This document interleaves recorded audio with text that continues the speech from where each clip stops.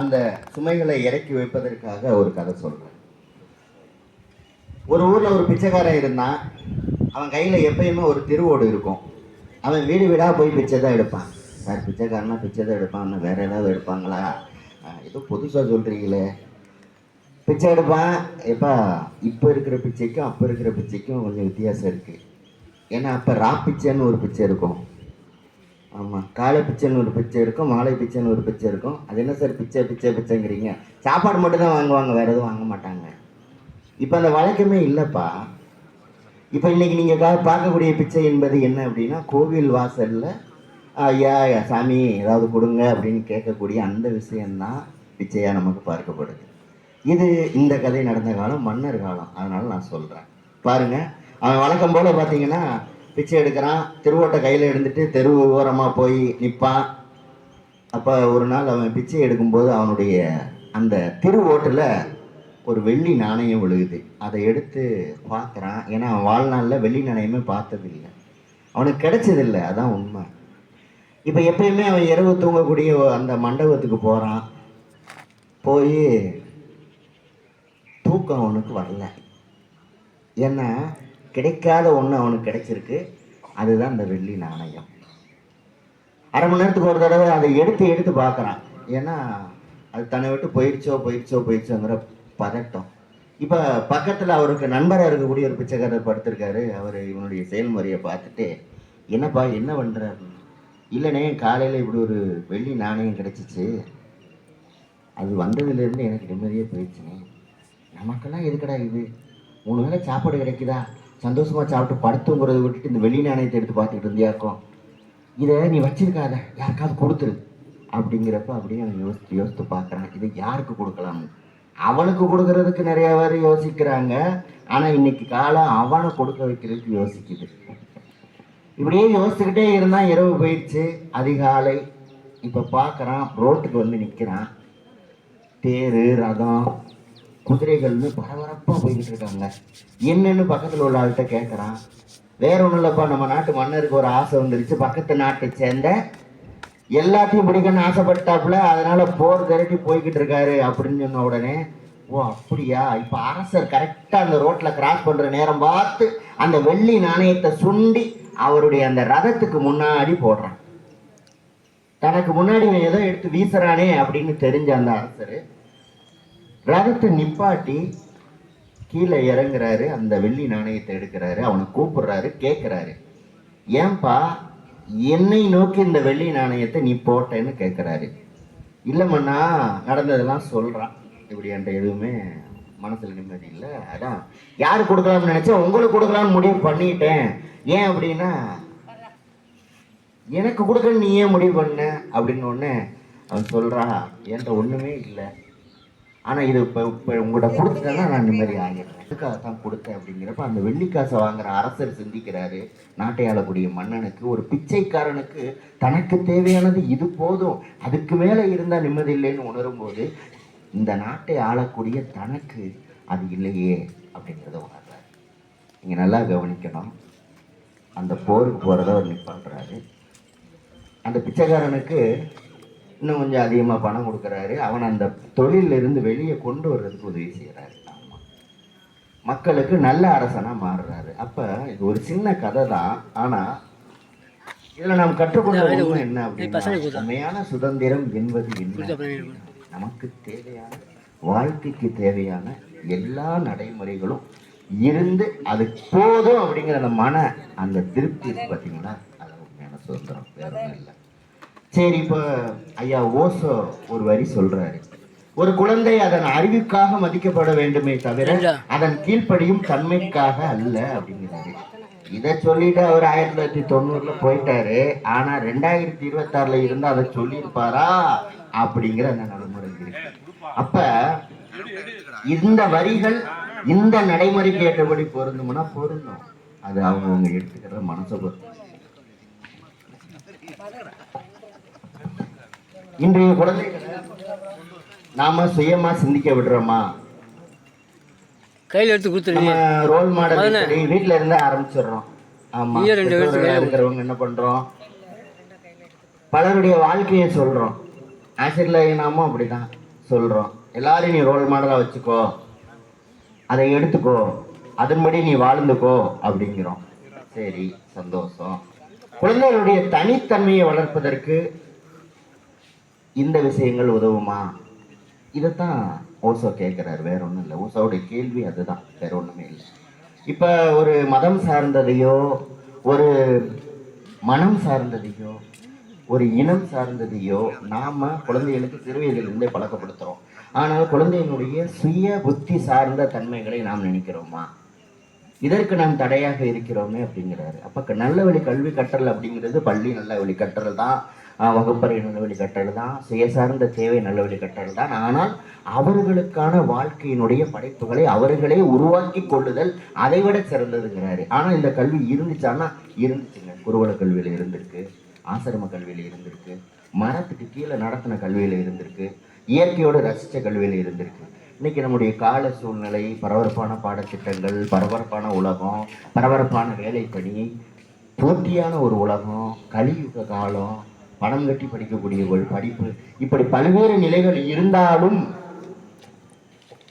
ஓசோ சொல்லக்கூடிய நடைமுறையை நம்ம கொஞ்சம் யோசித்து பார்க்கறது நல்லது.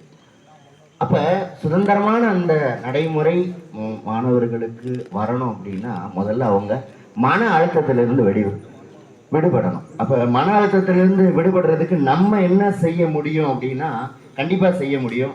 அதற்கான ஒரு சில நடைமுறைகள் இருக்கு. மனதில் பல்வேறு சிந்தனைகளை நம்ம ஓட விடுவது மன அழுத்தத்தை உருவாக்கும். உதாரணத்துக்கு உங்களுக்கு பல்வேறு சிந்தனைகளை எது கொண்டு வரும்? உங்க வீட்டில் திறன்பேசி தான் கொண்டு வரும். சரியா? உன் திறமையை பற்றி பேசினா பிரச்சனை இல்லை, ஆனால் திறன்பேசி உன்னோடு பேசினா பிரச்சனை. நீ வீட்டுக்கு செல்ல பிள்ளையா இருந்தா பிரச்சனை இல்லை, நீ செல்லுக்கு பிள்ளையா இருந்தா பிரச்சனை. அதுதான் விஷயம். இங்க சொல்ல மாட்டேன்னு கடைசியில் நீங்களும் அட்வைஸ் சொல்லிட்டீங்களா சார்? இல்லை, இதை சொல்றதுக்கு கூட எனக்கு சுதந்திரம் இல்லை அப்படின்னா பிறகு எதுனா நவீன சுதந்திரம்? சுதந்திரம்னா என்ன நினைக்கிறீங்க? காந்திய சிந்தனையின்படி சுதந்திரம் என்பது சுதேசி பொருட்கள் அனைத்தையும் பயன்படுத்தக்கூடிய இந்தியா, அதை வளப்படுத்தக்கூடிய தந்திரம் தான் சுதந்திரம், வேற ஒன்றும் கிடையாது. நீங்க புரிந்து பாருங்க. சுயசார்பு, சுய சிந்தனை, சுய சாம்ராஜ்யம் எல்லாமே சுய சுய சுயன்னு வரும். அதுதான் சுதந்திரம், வேற ஒன்றும் இல்லை. மனதை கெடுப்பதல்ல கல்வி, மனதை வளர்ப்பது கல்வி. உனக்குள் இருக்கும் ஆற்றலை வெளிக்கொணர்வது கல்வி. உன்னை தயங்க வைப்பது கல்வி அல்ல, உன் தடைகளை உடைப்பது கல்வி. நாளைய தலைமுறையே உனக்கு இன்னொரு கதை சொல்றேன், நல்லா கேளு. ஒரு அறிவியல் ஆய்வாளர் ஒரு பெரிய பள்ளிக்கூடத்துக்கு போறாரு. அங்க ஒரு ஆண்டு விழா நடக்குது. அந்த ஆண்டு விழாவுக்கு சம்பந்தமான ஒரு அறிவியல் கண்காட்சி நடக்குது. அந்த அறிவியல் கண்காட்சி முன்னாடி போய் நின்று அந்த பொருட்கள்லாம் கேட்கிறாரு. கேட்கும்போது அந்த இங்க இருக்கக்கூடிய ஒரு மாணவன் கேட்கிறாரு, இந்த பொருள் எதனால் இயங்குகிறது அப்படிங்கிறாரு. அந்த மாணவன் சொல்றான், இது கரண்டால இயங்குது, மின்சாரத்தால இறங்குது. அந்த மின்சாரத்தை நான் பார்க்க முடியுமான்னு அவர் கேட்குறாரு. அவனுக்கு பதில் தெரியல. அப்போ அவன், நீங்கள் பொறுங்க, நான் என்னுடைய சயின்ஸ் ஆசிரியர்கிட்ட போய் கேட்டு வரேன்ட்டு சயின்ஸ் ஆசிரியர் கேட்குறான். அப்போ அந்த சயின்ஸ் ஆசிரியர் வர்றாரு. வந்து, சார் நீங்கள் கேட்குறது சரிதான், ஆனால் நாம் கரண்டை உணர முடியுமே தவிர பார்க்க முடியாது. அப்போ இந்த கேள்வியை கேட்டது யார் அப்படின்னா, அங்கே வந்திருந்த தாமஸ் ஆல்வா எடிசன். அவர் கண்டுபிடித்தது தான். அவரே அங்கே கேள்வி எழுதினார். இதே மாதிரி தான் நான் சொல்கிறேன், இன்றைய இளைய தலைமுறைக்கு கல்வி என்பது அடிப்படையான ஒரு தேவையாக இருக்குது. அதில் முக்கியமான தேவை அன்பு. அன்பு என்பதை நாம் உணரத்தான் முடியுமே தவிர அதை வெளிப்படையான நடைமுறைகளிலே காட்ட முடியாது. காட்டுதல் என்பது உணர்தல் தான், காட்ட முடியும். உன் தாய் உன் மீது வந்திருக்கும் அன்பு, உன் தந்தை உன் மீது வைத்திருக்கும் அன்பு, உன் ஆசிரியர் உன் மீது வைத்திருக்கும் அன்பு, உன் நட்பு உன் மீது வைத்திருக்கும் அன்பு, இன்றைய கல்விச்சூழல் உன் மீது வைத்திருக்கக்கூடிய அன்பு, எல்லாவற்றிலும் நீங்கள் உணரத்தான் முடியும். என் அன்பார்ந்த மாணவர்களிடமே இந்த சுட்டரிக்கிற இந்த வெயிலை வச்சு உங்களுக்கு சொல்கிறேன், நல்ல சுவாசமான காற்று நமக்கு இருக்கிறதா? இருக்கு. இந்த மரங்களுக்கு கீழே உட்காந்துருக்கோம், இருக்கு. மற்ற நேரம் இருக்கா? சென்ற ஆண்டோ அதற்கு முந்தின ஆண்டோ மழை தூவும் மானங்களை எதிர்பார்த்திருந்த பூமியில நம்ம உட்காந்துருந்தோம். அன்னைக்கு மழை இல்லை. ஏன் இல்லை? மரம் இல்லை. எல்லாம் செய்தது மரம்தான் என்பதை மனிதன் மறந்தான். அதுதான் உண்மை. ஒரு ஆலமரம் ஒரு ஊருக்கு தேவையான சுவாச காற்றை தரும். 2 வேப்ப மரம் ஒரு தெருவுக்கு தேவையான சுவாச காற்றை தரும். ஒரு துளசி செடி ஒரு குடும்பத்திற்கு தேவையான சுவாச காற்றை தரும்.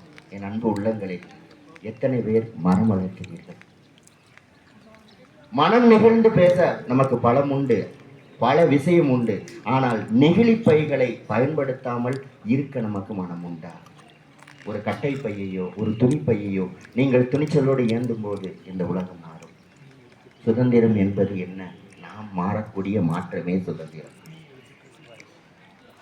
நீங்கள் அட்வைஸ் தானா அப்படின்னு என்னை பார்த்து கேட்கலாம். அட்வைஸ் இல்லை, கடமை, உணர்த்துறேன். ஒரு ஆடை அணிவதில் இருக்கிற சுதந்திரம், ஒரு பேசுவதில் இருக்கிற சுதந்திரம், இது எல்லாமே இருக்கு. ஆனால் இயற்கையினுடைய நிலைகளில் மழை இல்லாமல் ஒன்றுமே இல்லை. புரிந்து கொள்ளுங்கள் மாணவர்கள். ஆல்பர்ட் ஐன்ஸ்டீனுக்கு கிடைத்த சுதந்திரம் அவருடைய நுண்ணறிவை வளர்த்தது. எவ்வளவோ பலவிதமான நடைமுறைகள் அவர் சாதித்தார். பல அறிவியல் சாதனையாளர்கள் எல்லாம் சாதித்தது சுதந்திரத்தால் தான். அன்பிற்கு தடை இல்லை. என் மாணவியினர், உங்களிடம் நான் ஒன்று சொல்வது மட்டும்தான், பணிவோடு இருங்கள், மனதில் துணிவோடு இருங்கள், இயற்கையை ரசிப்பவர்களாக இருங்கள், இயற்கையின் வளங்கான மரங்களை வளர்ப்பவர்களாக இருங்கள், மழையில் நனைபவர்களாக இருங்கள், மாற்றாருக்கு உதவி செய்பவர்களாக இருங்கள். உலகத்தின் மிகச்சிறந்த இரக்கங்கள் 2, ஒன்று மனித நேயம், மற்றொன்று உயிர்மை நேயம். 2மே இருக்கிறதா? இந்த 2ஆல் நமக்கு என்ன பயன்? ஒரு மனிதனுக்கு நாம் உதவி செய்வது மனித நேயம், மற்ற உயிர்களுக்கு நாம் உதவி செய்வது உயிர்மை நேயம். உன் வீட்டு மாடியில் ஒரு காகத்திற்கு நீ இட்லி வைத்தால் அது உயிர்மை நேயம். உன் வீட்டில் மீன் தொட்டிக்கு நீ உணவிட்டால் அது உயிர்மை நேயம். உன் வீட்டில் இருக்கக்கூடிய பறவைகளுக்கு நீ உணவிட்டால் அது உயிர்மை நேயம். உன் நாயை நீ நன்றாக பார்த்து கொண்டால் அது உயிர்மை நேயம். காக்கை குருவை எங்கள் ஜாதி, நீல் கடலும் மலையும் எங்கள் கூட்டம், நோக்க நோக்க களியாட்டம்னு சொன்ன பாரதி உரிமையை மேமையா வைக்கிறாரு. வாடிய பயிரை கண்டபோதெல்லாம் வாடினேன் என்று சொன்ன எங்கள் வள்ளலார் வைப்பது உயிர்மை நேயம் தான். உயிர்மை நேயம் எங்கெல்லாம் இருக்கிறதோ அங்கெல்லாம் மழை பெய்யும். இது உண்மை. அன்பார்ந்த மாணவ இனமே, அடுத்த தலைமுறை எனது அன்பான சொத்து. உன்னிடம் தேவைப்படுவது உயிர்மை நேயம். மேலே செல், மாடி வீட்டுக்கு செல், பறந்திருக்கும் பூமியை பார், இரவு நட்சத்திரங்களை ரசிக்க கற்றுக்கொள், பௌர்ணமியை ரசிக்க கற்றுக்கொள். தேய்வரையும் வளர்வரையும் வாழ்க்கைக்கு பாதை. மரங்களின் நிழலிலே வாழ்ந்து பழகு, இயற்கையோடு ரசித்து வாழ். உயிர்மை நேயத்தை வளர்த்துக்கொள். மாடி வீட்டுக்கு போ, ஒரு தட்டில் உனான முடிந்த தானியங்களை வை, குடிப்பதற்கு தண்ணீர் வை. வயதான முதியவர்கள் எது கேட்டாலும் உதவி செய்யுங்க. பண உதவியாக இருந்தாலும் சரி, மன உதவியாக இருந்தாலும் சரி. தானத்தில் சிறந்த தானம் அன்னதானம். செஞ்சுக்கிட்டே இரு, அது நல்லது. அவசியத்தில் உதவி செய்வது இரத்த தானம், விட்டுறாத, கொடு. அதை விட முக்கியம், மனிதனை மனிதனாக மதிக்கப்பட கொள்வது. அதுதான் சாலை சிறந்தது. அதற்கு முதன்மை நடைமுறை தாழ்மை. அனைவருடனும் பணிவுடனும் அன்புடனும் பழகுங்கள். இளைய தலைமுறைக்கு இளைய சுதந்திர தின நல்வாழ்த்துக்கள். 80வது சுதந்திர நல்வாழ்த்துக்களை கூறி விடைபெறுகிறேன். நன்றி, வணக்கம். வாழ்வாளர். For your inspiring and thoughtful words. Your valuable message has truly enlightened and motivated us. Thank you once again.